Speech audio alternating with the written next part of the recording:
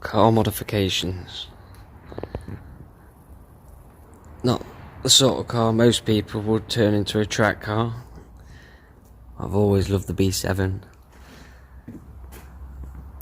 Since that first RS4 B7 came out, it's always been my favourite car. 2006 3-litre TDI, ASB engine code, been to see Dark Side for the power, hybrid turbo, downpipe, straight to exhaust, front mounted intercooler, tune, it's 330 brake, 550 foot-pounds, 750 newton meters. Took it to the Nürburgring to see Misha and did a track day back in England at Donington Park. Red stuff brake pads didn't handle it, they've changed to blue. Got EBC discs all around, just grooved, not drilled. Yeah, now decided to turn it into a semi-sleeper, in the sense is I will be sleeping in it. It won't look like a sleeper anymore. The bonnet vent.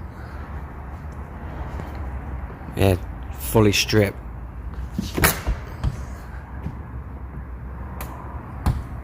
Not quite fully stripped actually. I've got half a dashboard.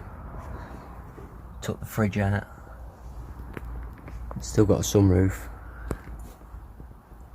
2 bucket seats. Kept part of the headlining, just keep the condensation down. Got the special edition steering wheel and gear knob. Might get a short shift, not sure yet. I've got a special edition B7 out there. I want the quick steering rack. Pinch that out of it, swap them over. Yeah, then me aero semi-styled on a GT3 RS, just because that's what works. Bonnet vent. Couple of wing vents. There's some proper modifications.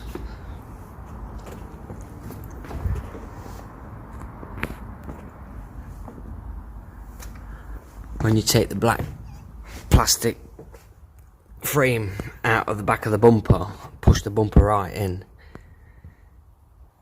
it just fits perfect. Got a friend to weld a plate in there, a couple of brackets,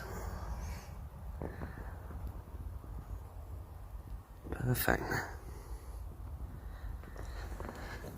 Took the parking sensors out the rear bumper, got a couple of slits in there, even though the spare wheel fills most of that hole. The car was pretty well designed with aero from Audi back when they made it. I've took the subframe off because it's pretty rusty. Got some poly bushes as well from Strong Flex. And whilst I was doing it, started scratching the rust off. There was no holes, just surface rust. Obviously things got carried away, the fuel tank ended up coming off. It's beautiful now. All done, all fresh. Seats for the suspension. Under sealed. Really to stop the noise of the stone chips. Got a good thick coat, need to finish down here. Put some beefy jacking points, so it's up and down all the time. They were pretty bent, straighten them out. Got some angle line in there. And make some brackets for the flat floor. Put exhaust back on. Got BC coilovers.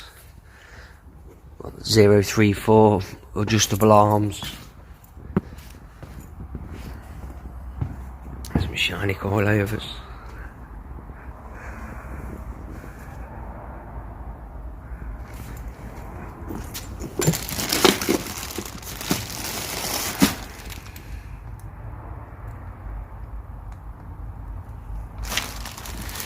My Nankangs on the DTM alloys. That splitter will be coming off and I'll be making a new one. Took the fog lights out. Loads of room for some brake coolant. See, that was straight through.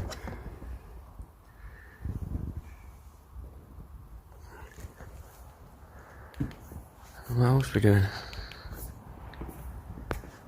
Got a little ducktail spoiler type thing, sort of Maxton design style.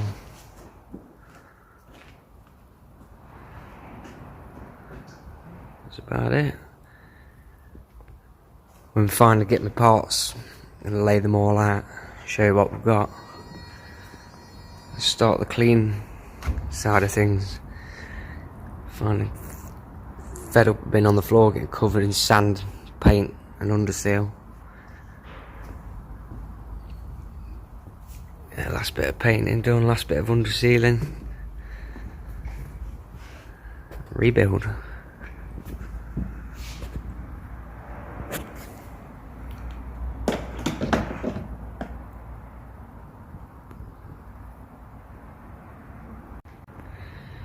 A few things I forgot to say. It's got a standard paper filter in the airbox. It had a K&N panel filter, but when I went to Darkside and they had a look at the standard turbo that was on it, it was absolutely sandblasted to bits. And I've seen a guy on YouTube with the R36 Passat with the same airbox B7 chassis on the Passat, and he was running 600 brake. So if you don't need it, you don't need it. It's got these track run ends. They're 034, and then the big old battery, a heavy piece, a 3 litre diesel. That's getting put behind the passenger seat. Best place to even the weight out.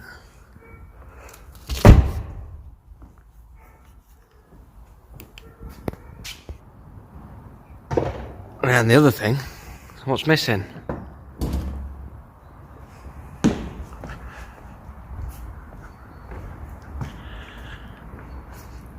I thought that would get loads of weight off the very top of the car, but it wasn't.